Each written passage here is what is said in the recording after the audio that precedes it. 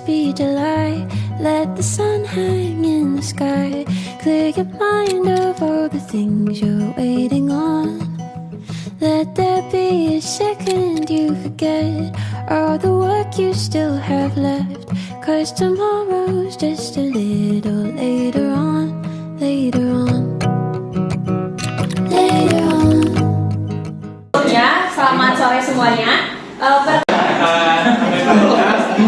Sambil belanjaan. Nah, belanjaannya itu tuh kita sebut data. Data. Banyak bahannya tuh. Banyak macamnya tuh. Ya, jenis. Ya, Ada yang plastik, ada yang besi, ada yang kardus, alias apa ya? mudah lapuk lah.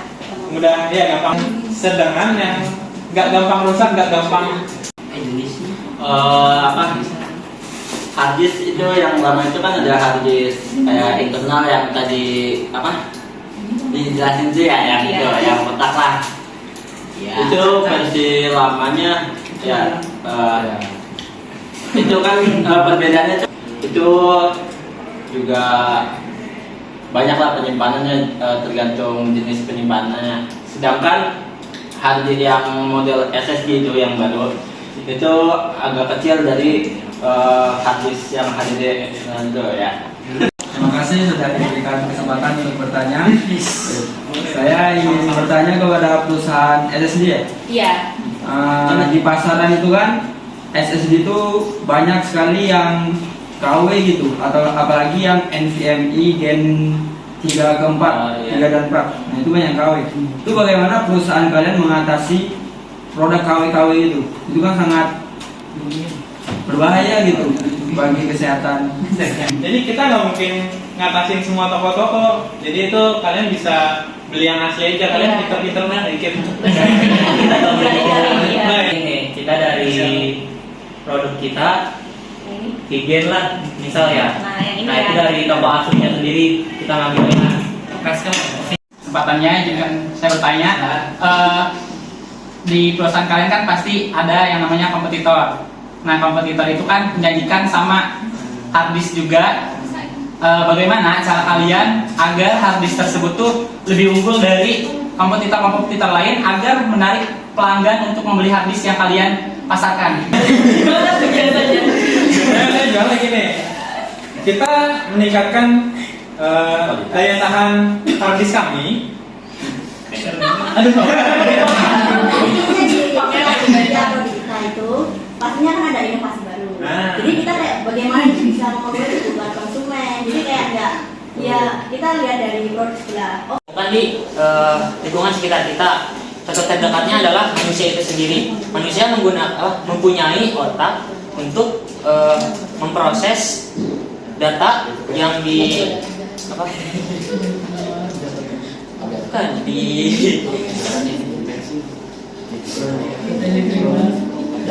dilakukan. Misalnya contohnya kita ingin mengangkat tangan, kan itu pasti sebelum mengangkat tangan kita berpikir dulu untuk mengangkat tangan kan.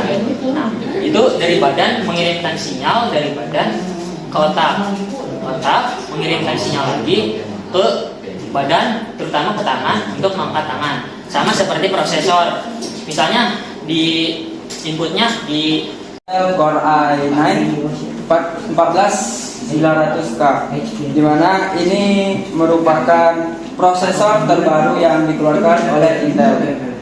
Nah sebelum itu saya akan menjelaskan spesifikasi dari prosesor ini. Pertama, prosesor ini memiliki core berjumlah 24 dengan total threads-nya yaitu 32 serta maksimum turbo frekuensi yang bisa diraih itu 6 GHz, dimana itu yang paling tinggi untuk saat ini. Bisa kasih rekomendasi dong apa prosesor terbaik yang bisa digunakan saat ini untuk keperluan kuliah dan yang lainnya. Suatu penyimpanan yang sementara yang bisa diakses ketika laptop atau enggak komputernya sedang nyala. Itu diibaratkan seperti halnya ruangan ini. Ruangan ini ketika ada mahasiswanya, lalu lampunya bisa nyala, maka mahasiswa di dalamnya itu bisa berkuliah dengan baik tanpa halangan. Diibaratkan sama halnya seperti RAM. RAM ketika bisa menyala, ada daya listriknya, maka si aplikasi-aplikasi dalamnya itu bisa berjalan dengan baik. Nah, udah itu dong ya. Nah ya kayak gitu. Ya, dan dengan peningkatan yang ekstra, efek pencahayaan RGB yang dapat disesuaikan, nah kecepatannya itu mencapai 8000 mega transfer per detik, kapasitas kit sebesar 48 GB. Jadi kalau kalian main Genshin Impact, main Valorant itu Lipas. kalau beli ini itu bisa disikat dengan habis. DDR5 RGB memori. Yang bedain yaitu kapasitas kit yang mencapai 96 GB. Kapasitas modulnya hingga 48 GB. Untuk harganya kalian cek sendiri di website. Main seperti itu maka belilah RAM yang tinggi. Kalau kalian pakai RAM yang lama ya ngelek nanti patah-patah gitu. Saya pelajar yang nggak perlu mahal, yang sedang-sedang aja itu ya udah bisa apa namanya bisa berjalan laptopnya dengan baik. Yang penting ngetik bisa ya. Yang penting ngetik bisa. Kalau RAM gede tapi prosesornya kecil, apakah kuat buat main Genshin? Ya itu balik lagi kan RAM itu hanya sekedar buat apa? Tapi kan paling gacor-gacor. Iya. Assalamualaikum warahmatullahi wabarakatuh. Kami dari kelompok 3 akan mempresentasikan mengenai hardware ROM. Selanjutnya mengenai pengertian dan analogi akan dibacakan oleh teman saya Caca. Bedanya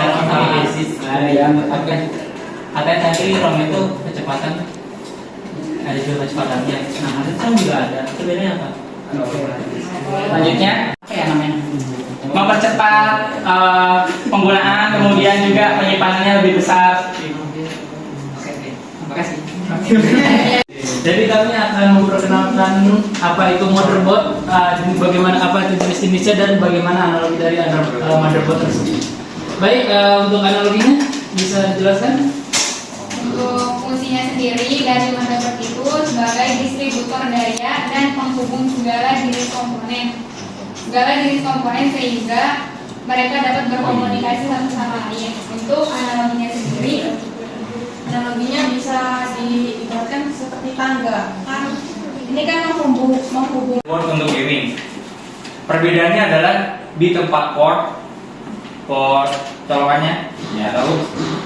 Jadi terus ada di bagian slot prosesor itu ada yang kayak, jadi kalau standar itu ada minimalnya cuma i3, misalnya kalau Intel i3 atau Ryzen 3 doang. Kalau yang gaming ini dia bisa sampai Ryzen 9 atau Intel Core i9 gitu ya teman-teman ya. Oke, di sini juga banyak slot SSD udah support Gen 5 teman-teman. Terus ada juga slot RAM-nya udah ada DDR5 juga yang paling kencang, yang paling terbaru juga. Di sini ada produknya ya. Produknya itu ada yang Bisa dibilang dia pakai hampir semua aspeknya teman-teman. Mulai dari RAM, prosesor, motherboard tuh benar-benar harus pakai yang bagus. Kenapa? Karena di game ini tuh mereka benar-benar pakai semua aspek yang ada di sana. Mulai dari RAM yang besar, prosesor yang kencang, dan juga penyimpanan yang lumayan besar untuk menjalankan game tersebut. Karena kenapa? Karena semakin bagus gamenya berarti dia membutuhkan output yang lebih bagus juga, membutuhkan kecepatan yang lebih bagus juga supaya game tersebut menjadi optimal. mantap.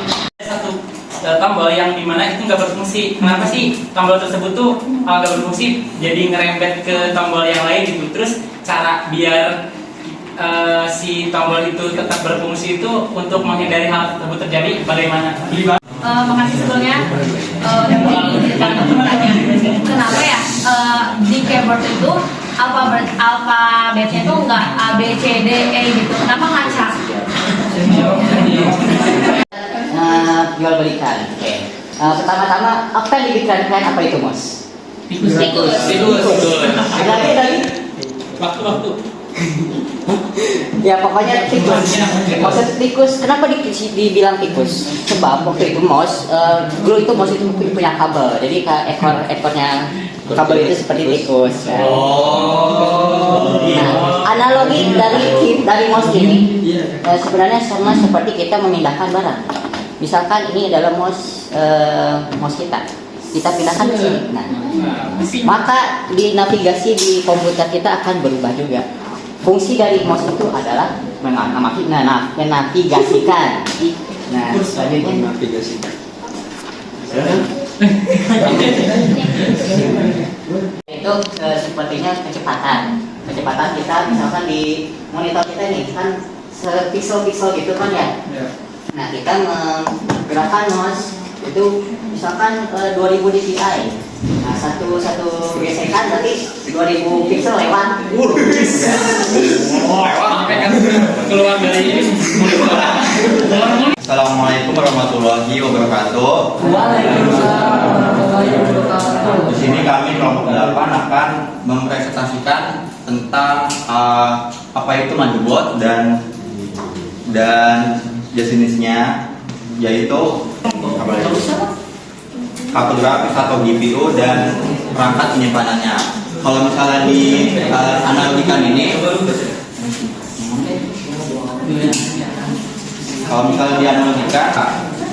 kalau misalnya motherboard itu sebagai jalan raya di sebuah kota, CPU, RAM, dan GPU.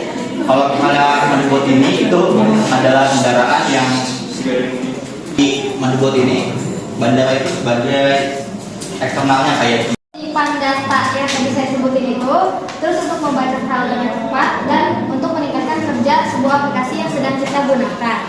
Nah, secara kerja RAM sendiri itu saat HP atau laptop. Dalam RAM tuh jenis-jenisnya ada kayak DDR1, DDR2, DDR3, DDR4 sampai 6. Itu apa perbedaannya dari masing-masing itu? Terima kasih. Ini nih. Kalau misalnya mau beli PC ya, di sini tuh isinya tuh kira-kira saya mau bikin buat main apa sih ya? Kalau gitu buat nonton YouTube sekalian itu buat nonton juga. Nah, kira-kira RAM berapa sih yang ideal buat PC saya itu? Itu kalau misalkan dipakai buat main game, misal game atau Forza Horizon 5, itu ngaruh nggak sih sama apa ya? Bedanya ada nggak sih itu? Signifikan nggak sama yang paling beratnya 1000 apa ini? Digunakan lagi. MROM adalah perangkat memori perangkat keras di mana program dan instruksi disimpan pada saat pembuatan oleh pabrik. Jadi memori. Ya, oke, nama saya nih. Pertama nama saya Renal Wihartanto dan sekalian sampai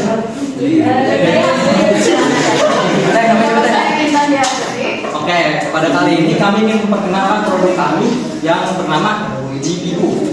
Nah, pasti teman-teman kan belum tahu nih apa sih GPU itu kan. Nah, GPU itu secara teknis itu adalah sirkuit elektronik yang dapat melakukan perhitungan secara matematik secara cepat, secara tinggi. Nah, tugasnya adalah komputasi seperti engineering, grafis, machine learning, dan pengeditan video. Nah, prosesnya. Nah, secara untuk menghasilkan gambar yang halus, realistis, dan frame rate yang tinggi. Nah, jadi ini cocok banget untuk kalian para gamers nih. Kayak game main game apa game? Monster Hunter juga, Monster Hunter. Apalagi itu Valorant, Valorant, Minecraft. Nah, itu tuh cocok banget. GPU ini tuh cocok banget untuk para gamers nih kalian sebenarnya. Nah, tunggu apa lagi, belilah. Oke, sesi pertanyaan udah habis teman-teman. Siapa ya?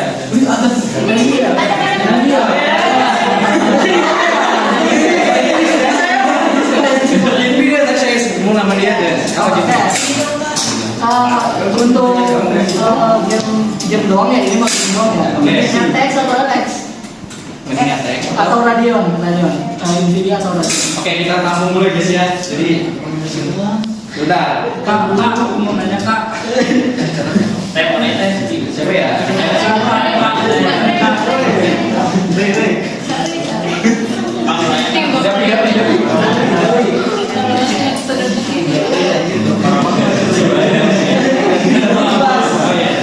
Langsung deh. Kan sekarang GPU itu dikelompokkan menjadi yang dua yang besar. yaitu integrated GPU dan external GPU. Nah, kelebihan dan kekurangan dari mereka itu apa? Sama yang sekarang tuh yang paling bagus tuh apa sih dari itu dua ini? Itulah Integrated GPU dan external GPU ya.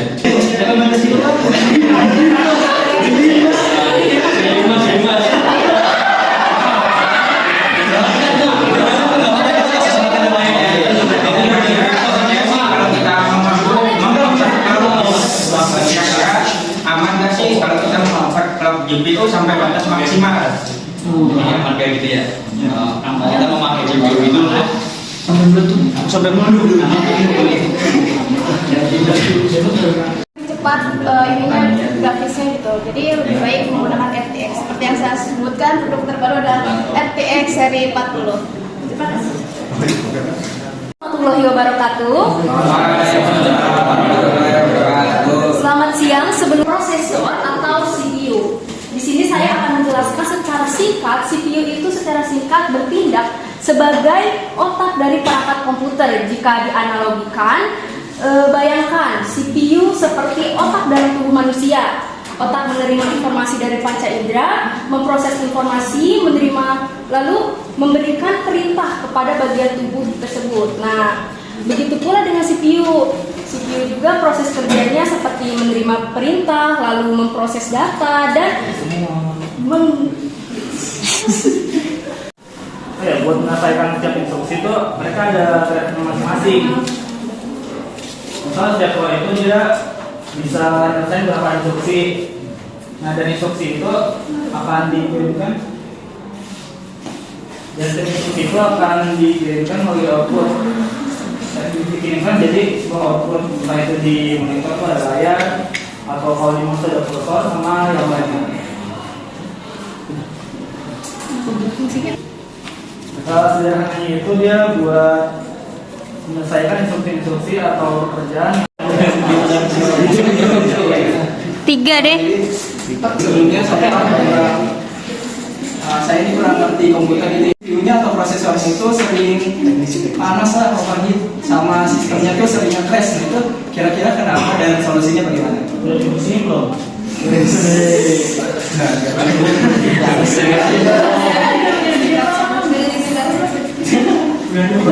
Beneran kalau misalkan seperti itu biasanya karena emang yang pertama itu antara beban si aplikasi program yang kita jalanin itu terlalu berat dan akhirnya nggak bisa dia selesai sama CPU, jadinya dia antara nge-crash atau blue screen lebih parahnya kayak gitu. Jadi solusi yang kedua kita mungkin bisa nambahin thermal ya, mungkin thermal therapy sampai banjir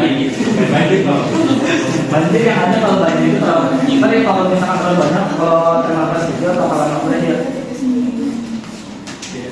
jawab. Saya yang bertanya lagi, tamu. Izin bertanya, dalam prosesor kan setahu saya ada yang namanya core sama thread dan berbagai macam jumlahnya. Nah, pertanyaannya, apa kegunaan core sama thread sama perbedaannya? Nah, kalau thread itu dia ibaratnya itu sebuah antrian. Itu antrian, misal apa ya?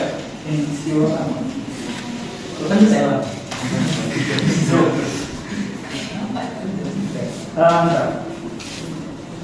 Nah, kemudian refresh kayak 12 atau 50 Hz. Itu kan dia kalau masuk berapa? 10 core. 10 core 12 thread. Nah, misal 10 core 12 thread, kemudian 12 thread itu jumlah antrian yang bisa dikerjain tiap core-nya. Tiap core. Kalau core itu dia unit terkecil yang masing-masing kan itu di dalam CPU itu, di dalam CPU ada 10 core ya. Jadi kalau kasus CPU laptop itu ada 10 core, jadi dia dalam CPU itu ada masing-masing unit lagi. Itu jumlahnya di 10. Nah, jadi itu mereka nyelesain lagi. Dia berarti nyelesain instruksinya masing-masing. Berarti harus ini lagi 3 ya, jauh. Rekomendasi ya juga musik berapa? Buat ini ya, buat gaming ya. Jadi buat gaming nih, Intel Core Core i5 kira-kira untuk buat gaming zaman sekarang kayak Blackmid.com itu Udah cukup banget. Cukup banget sebenarnya. generasi berapa yang kira-kira cukup ya? Kalau budget berapa? Berapa sih? Agak dikit deh. Kalau misalkan budget 7 sampai 7 juta itu bisa i5 jelek. iPhone ya udah. Mending Ryzen. Ryzen. Iya, mending Ryzen. Ryzen 9 udah terlalu. Ryzen 7 7800 X3 gitu. Ryzen Itu. Kalau masalah dia 6 jutaan, 7 jutaan mirip-mirip sama Ryzen 9 7900 bisa langsung connect ya. Iya. Nih.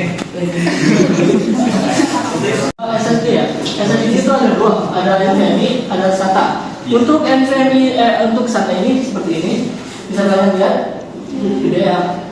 Terus kalau SATA ini lebih kecil lagi, gede cuman lengkungannya kecil gitu. Ya, jadi untuk kelemahan dari SSD ini yang SATA ini harganya sama. Tadi menjelaskan tentang SSD ya. Terus tahu saya SSD itu ada 3 nih. SATA, M.2 SATA sama M.2 NVMe. Iya. Perbedaan antara ketiga itu. Untuk perbedaan sih menurut di saya searching itu NVMe itu lebih cepat lah NVMe dibandingkan SATA M.2 itu. Nah dikarenakan si NVMe ini udah Gen 4 gitu, PCIe Gen 4, jadi kita bisa transfer file dengan cepat nih. Misal laptop saya punya aplikasi game bagus nih, kirim aja ke aplikasi laptop Anda nih. Ya, gitu lah. Jadi kalau tinggal kirim aja gitu, cepat gitu, nggak sampai beberapa detik pun bisa gitu. Karena kecepatannya agak cepat gitu. Itu apa perbedaannya apa aja? Mungkin dari layarnya atau apanya? Definisi.